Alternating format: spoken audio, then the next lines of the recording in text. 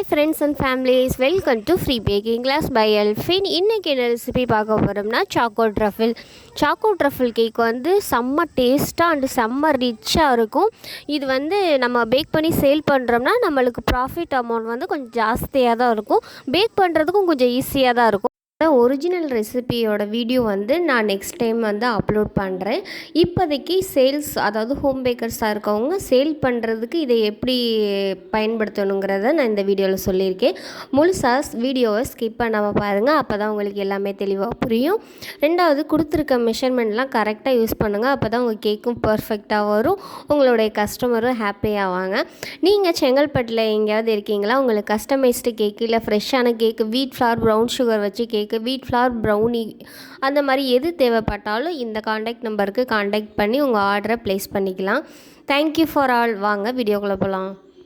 First வந்து ஓடிஜியை நான் 10 நிமிஷத்துக்கு டாப் அண்ட் பாட்டம் ராடை ஆன் பண்ணிவிட்டு 80 டிகிரியில் ப்ரீ ஹீட் ஆன் பண்ணிக்கோங்க. இந்த 10 நிமிஷத்தில் நம்ம வந்து பேட்டரை ரெடி பண்ணி எடுத்துடலாம். நெக்ஸ்ட்டு பார்த்தீங்கன்னா நான் வந்து கேக் டின்னு எடுத்திருக்கேன், அதாவது 1/2 kg கேக் டின். இதோட அகலம் வந்து 13 சென்டிமீட்டர் இருந்துச்சு. இதோட உயரம் பார்த்தீங்கன்னா 4 சென்டிமீட்ரு. நீங்கள் கேக் பேக் பண்ணுறீங்கன்னா அந்த டின்னு வந்து எப்போதுமே ஈரமாக இருக்கவே கூடாது, ட்ரையாக தான் இருக்கணும். இதில் வந்து ஆயில் அப்ளை பண்ணிவிட்டு அதில் வந்து ஒரு பட்டர் ஷீட் போட்டு எடுத்து வச்சுக்கிறேன். நெக்ஸ்ட்டு பார்த்தீங்கன்னா ஒரு ஈரமில்லாத பாத்திரத்தில் 2 முட்டை எடுத்திருக்கேன், அதாவது ரூம் டெம்பரேச்சரில் உள்ளது. ஃப்ரிட்ஜில் உள்ளதுன்னா 3 மணி நேரத்துக்கு முன்னாடியே வெளியில் எடுத்து வச்சு யூஸ் பண்ணிக்கோங்க. இப்போ முட்டையோட மஞ்சள் கரு தனியாக, வெள்ளை கரு தனியான்னு தனித்தனியாக செப்பரேட்டாக பிரித்து எடுத்துக்கோங்க. முட்டையோட வெள்ளை கருவில் மஞ்சள் கரு ஒரு துளி கலந்தாலுமே உங்களுக்கு எக்கு வந்து நல்லா பீட் ஆகாது. இப்போ வந்து இந்த தனியாக எடுத்து வச்சுருக்க மஞ்சள் கருவில் நான் வந்து ஒரு பிஞ்ச் அளவு உப்பு சேர்த்து அதை நல்லா கலந்து ஒரு பக்கமாக எடுத்து வச்சிடலாம். நெக்ஸ்ட்டு பார்த்திங்கன்னா நம்ம எக்கு ஒயிட்டு தனியாக எடுத்து வச்சுருக்கதை நான் பீட்ரு ஆன் பண்ணி ஃபஸ்ட்டு வந்து 60 செகண்ட் பீட் பண்ணி எடுத்துக்கிறேன். இது கூடவே நான் 125 ml கப்பில் 3/4 பங்கு அளவுக்கு நான் வந்து சுகர் எடுத்திருக்கேன், அதாவது பொடி பண்ணாத சர்க்கரை. நீங்கள் பொடி பண்ணுற சர்க்கரை எடுத்துக்கிறீங்கன்னா கரெக்டாக 125 ml கப்பில் ஃபுல்லாமே எடுத்துக்கோங்க.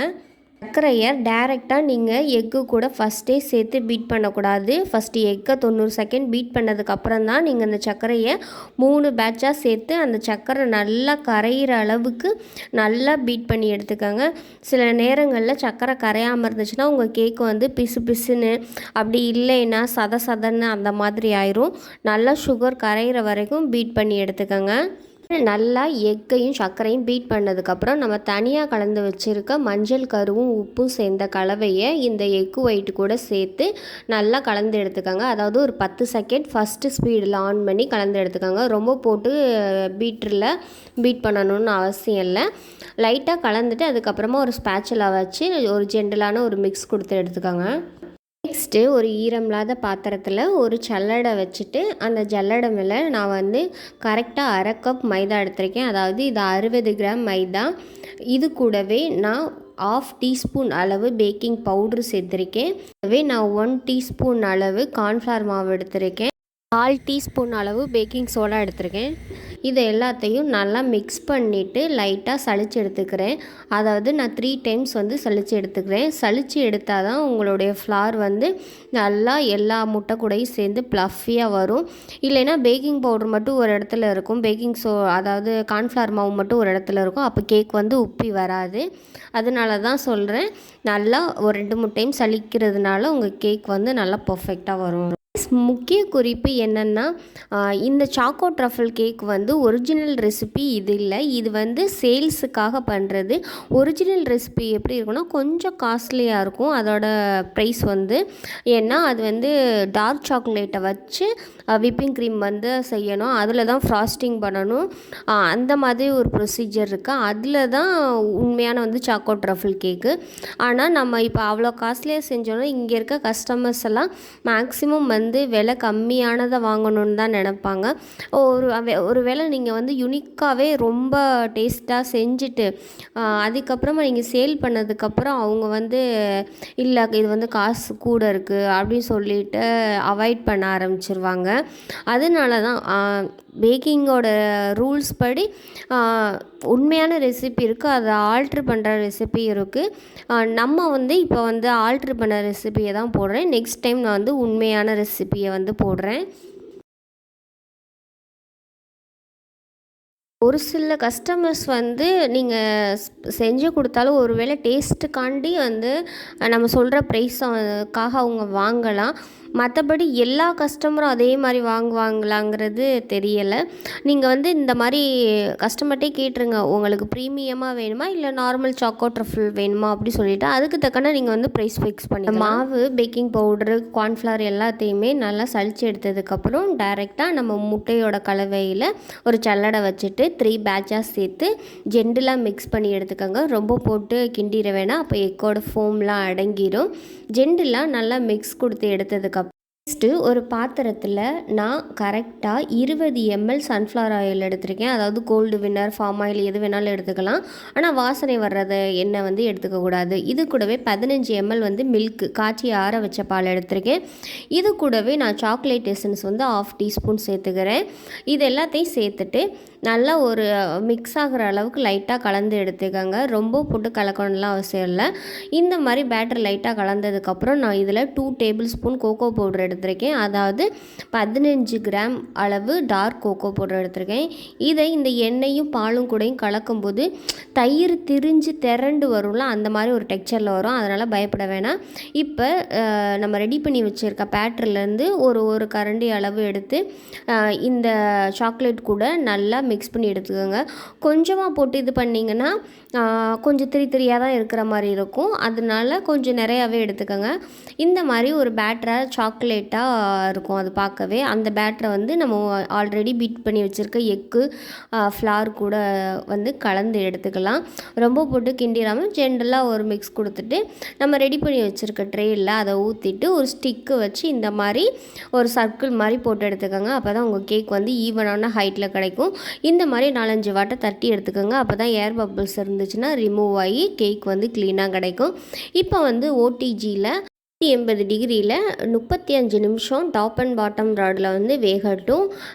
கடைசியில் வெந்ததுக்கப்புறம் நீங்கள் பார்த்தீங்கன்னா ஒரு ஸ்டிக்கு வச்சு இந்த மாதிரி குத்தி எடுத்து பார்த்தீங்கன்னா உங்கள் ஸ்டிக்கு க்ளீனாக வந்துச்சுன்னா கேக் வந்து பர்ஃபெக்டாக வந்திருக்கு. ஏன் 40 நிமிஷம் இல்லாமல் 35 நிமிஷம் வைக்கிறோன்னா கேக்கோட பாத்திரம், அந்த பாத்திரம் வந்து அகலமாக இருந்துச்சுன்னா கேக்கு சீக்கிரமாக குக் ஆயிரும். அதுவே அகலம் கம்மியாக உயரம் அதிகமாக இருந்துச்சுன்னா கேக் வேகிறதுக்கு டைம் எடுத்துக்கிறோம். 35 நிமிஷத்தில் நம்ம கேக் வந்து பர்ஃபெக்டாக வெந்திருக்கு. இந்த மாதிரி ஒரு குச்சியை விட்டு நான் பார்க்கும்போது குச்சியில் எதுவும் ஒட்டாமல் பர்ஃபெக்டாக வந்துருக்கு. இப்போ வந்து அந்த கேக்கை நம்ம டீமோல்ட் பண்ணுறதுக்காக ஆற வச்சிடலாம். ஒரு பாத்திரத்தில் சுடு தண்ணி எடுத்துகிட்டு அது மேலே ஒரு பவுல் வச்சுட்டு கரெக்டாக 200 கிராம் அதாவது 200 கிராம் டார்க் சாக்லேட் எடுத்திருக்கேன். அது கூடவே 200 கிராம் விப்பிங் க்ரீம் எடுத்துகிட்டு 1 டேபிள் ஸ்பூன் அளவு பட்டர் சேர்த்து இதை வந்து டபுள் பாயில் மெத்தடில் நல்லா கட்டிகள் எதுவும் இல்லாத அளவுக்கு உருக்கி எடுத்துக்கோங்க. இதை வந்து ரூம் டெம்பரேச்சரில் தான் ஆற வைக்கணும். நீங்கள் ஃப்ரிட்ஜில் ஆற வச்சிங்கன்னா இது வந்து கெட்டியாயிரும்.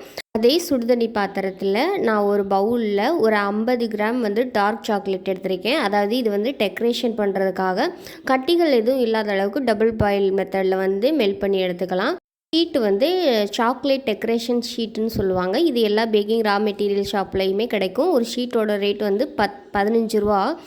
இதில் வந்து நான் மெல்ட் பண்ணி வச்சுருக்க டார்க் சாக்லேட், அதாவது வெறும் டார்க் சாக்லேட்டை மெல்ட் பண்ணி வச்சுருக்கேன். அந்த சாக்லேட்டை இதில் உங்களுக்கு வேணுங்கிற டிசைனை போட்டுட்டு அதை வந்து கரெக்டாக 3 நிமிஷம் நம்ம ஃப்ரிட்ஜில் வச்சேன். அதுக்கப்புறம் லைட்டாக செட் ஆகிற மாதிரி இருக்கும். அந்த டைமில் எடுத்துகிட்டு நீங்கள் தேவைப்படுற டிசைனில் கட் பண்ணி எடுத்துக்கலாம். நான் வந்து ஒரு ரிப்பன் மாதிரி கட் பண்ணுறதுக்காக கோடு மாதிரி போட்டேன். இப்படி வந்து நீங்கள் மடித்து அதில் வந்து ஒரு செல்லோ டேப் போடணும். உங்களுக்கு மடிக்க வரலைன்னா அந்த ஷீட்டை வந்து லைட்டாக, அதாவது அந்த சுடுதண்ணி பாத்திரம் நம்ம வச்சுருந்தோம்ல அதிலே லைட்டாக காட்டினீங்கன்னா லைட்டாக அந்த சாக்லேட் மெல்ட் ஆகும். அப்போது நீங்கள் மடித்து செல்லோ டேப் போட்டு ஒட்டிட்டு நீங்கள் ஃப்ரிட்ஜில் வச்சு எடுத்திங்கன்னா உங்களுக்கு டெக்கரேஷனுக்கு வந்து சாக்லேட் வந்து கிடச்சிரும். பார்த்திங்கன்னா ஒரு ஈரமில்லாத பவுலில் நான் வந்து 3/4 கப்பு அளவு விப்பிங் க்ரீம் எடுத்துருக்கேன். இதை வந்து பீட்டரை ஃபஸ்ட்டு ஸ்பீடில் ஆன் பண்ணி கரெக்டாக நான் 90 செகண்ட் பீட் பண்ணி எடுத்துக்கிறேன். நல்லா ஓரளவுக்கு திக்கான பதம் வந்ததுக்கப்புறம் நான் இது கூடவே 1/4 கப் பொடி பண்ண சர்க்கரை இல்லைன்னா ஐஷிங் சுகர் வந்து யூஸ் பண்ணிக்கலாம். இந்த மாதிரி ஒரு திக்கான பேட்டரா பாருங்கள், லேயராக தெரியுதா, அந்த மாதிரி அளவுக்கு நீங்கள் வந்து பீட் பண்ணி எடுக்கணும். ஒரு சில பேர் வந்து இதில் வந்து எனக்கு ஃப்ளேவர் வேணும் அப்படின்னு சொல்லிட்டு இதுலேயும் கூட சாக்லேட் எசன்ஸ் வந்து சேர்த்துப்பாங்க. நான் வந்து இங்கே சாக்லேட் எசன்ஸு சேர்க்கலை. ஏன்னா நான் வந்து சாக்லேட் கனாஷ் வந்து ரெடி பண்ணியிருக்கோம்ல, அதாவது விப்பிங் க்ரீமையும் டார்க் ஆல்மண்டையும் உருக்கி வச்சுருக்கோம்ல, அந்த பேட்டர்லேருந்து ஒரு 1/4 கப் அளவுக்கு இந்த விப்பிங் க்ரீமில் சேர்த்து பீட் பண்ணிக்கிறேன். இது கூடவே டீஸ்பூன் அளவு டார்க் கோகோ பவுட்ரு சேர்த்துருக்கேன். இது வந்து ஒரு சாக்லேட் ஃப்ளேவரை நல்லா கொடுக்கும். அதனால தான் இதை வந்து பீட் பண்ணதுக்கப்புறம் மெல்ட் ஆகும்லாம் கவலை இல்லை. இருக்கிற க்ரீமை விட இது வந்து கொஞ்சம் திக்கான பேட்டராக தான் இருக்கும். இது வந்து நீங்கள் பிகினர்ஸாக இருக்கிறவங்க க்ரீம் மெல்ட் ஆகும், நீங்கள் ஒர்க் பண்ணுற மாதிரி க்ரீம் வந்து உருகாமல் இருக்கணும்னா இந்த மாதிரி ஒரு பாட்டமில் ஐஸ் க்யூப்ஸ் போட்டுட்டு அது மேலே வந்து நீங்கள் இந்த பாத்திரத்தை வந்து யூஸ் பண்ணுங்கள். அப்போ உங்களுக்கு க்ரீம் வந்து உருகாமல் இருக்கும். பார்த்திங்கன்னா நம்ம பேக் பண்ணி வச்சுருக்க கேக் வந்து நல்லா ஆறுனதுக்கப்புறம் நான் வந்து பட்டர் பேப்பரை ரிமூவ் பண்ணி எடுத்துக்கிறேன். ரிமூவ் பண்ணும்போதே தெரிஞ்சிருக்கும் உங்களுக்கு கேக் வந்து எவ்வளோ பர்ஃபெக்டாக வந்திருக்குன்னு. இதை வந்து 3 லேயராக நான் வந்து கட் பண்ணி எடுத்துக்கிறேன். இது பார்த்திங்கனாலே தெரியும் அவ்வளோ சாஃப்டாக இருக்கும் இந்த கேக்கு. இப்போ வந்து ஒரு 10 டேபிள் மேலே வந்து நான் கேக் போர்டு வச்சுட்டு அதில் வந்து லைட்டாக க்ரீம் வந்து அப்ளை பண்ணிக்கிறேன். அப்போ தான் கேக் வந்து நகராமல் இருக்கும். இப்போ வந்து எடுத்திருக்கேன். அதாவது 1 கப் தண்ணிக்கு 1/2 கப் சர்க்கரை அந்த ரேஷியோவில் சேர்த்துட்டு நீங்கள் வந்து ஜஸ்ட்டு வந்து கொதிக்க விட்டு இறக்குனா போதும். கொதிக்கும் போது அந்த சர்க்கரை கரையுள்ள அந்த டெக்ஸ்சரில் இறக்குனா போதும். இறக்கி ஆற வைக்கணும். சூடோடு வந்து கேக்கில் என்றைக்குமே சேர்க்கக்கூடாது. சூடோட நீங்கள் சுகர் சிரப் சேர்த்திங்கன்னா கேக்கோட க்ரீம் எல்லாம் மெல்ட் ஆகி கரைஞ்சி ஓடிடும்.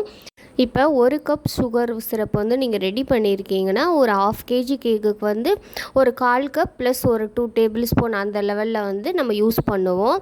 அது போக மீதி இருக்க சுகர் சிரப்பை வந்து நீங்கள் ஃப்ரிட்ஜில் வந்து ஒரு வாட்டர் பாட்டில்லையோ அப்படி இல்லைன்னா ஒரு டிஃபன் பாக்ஸ்லையோ வச்சு நீங்கள் ஒரு 1 வீக் வரைக்கும் பயன்படுத்திக்கலாம்.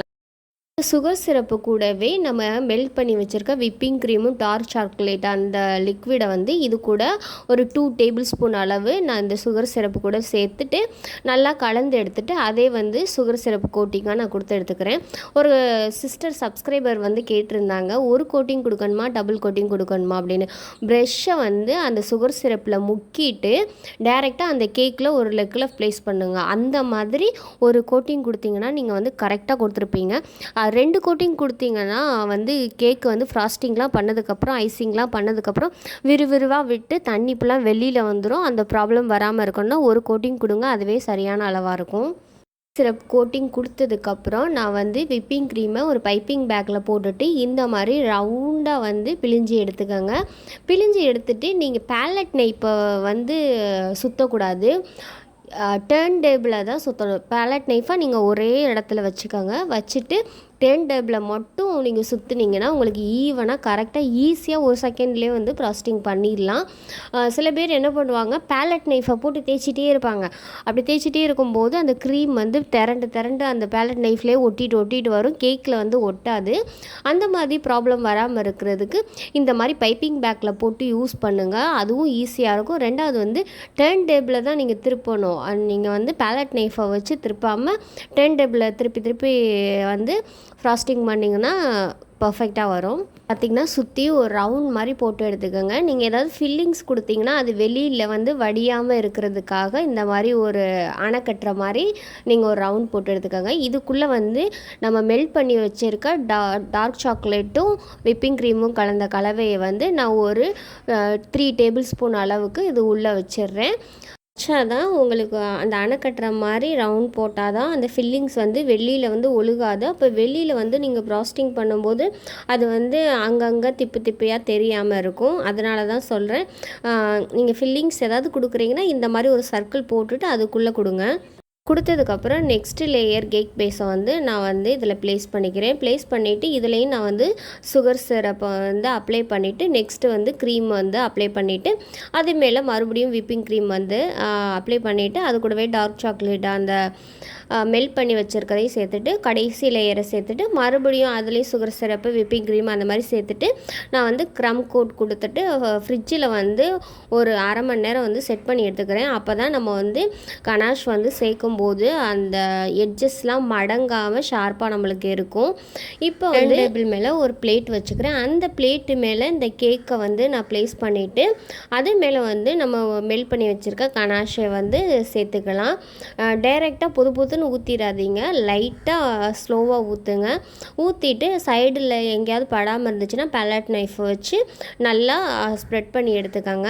நீங்கள் ஸ்ப்ரெட் பண்ணி எடுக்கும்போது ரொம்ப வந்து பேலட் நைஃபை வச்சு அழுத்தம் கொடுக்காம லைட்டாக மைல்டாக பண்ணுங்கள். நீங்கள் வந்து அழுத்தம் கொடுத்துட்டிங்கன்னா உள்ளே இருக்க க்ரீம் வந்து வெளியில் வந்துடும். மறுபடியும் நீங்கள் வந்து அந்த அதாவது கனாஷை வந்து அப்ளை பண்ணிங்கன்னா அந்த இடத்துல தாவு மேடு அந்த மாதிரி இருக்கும்.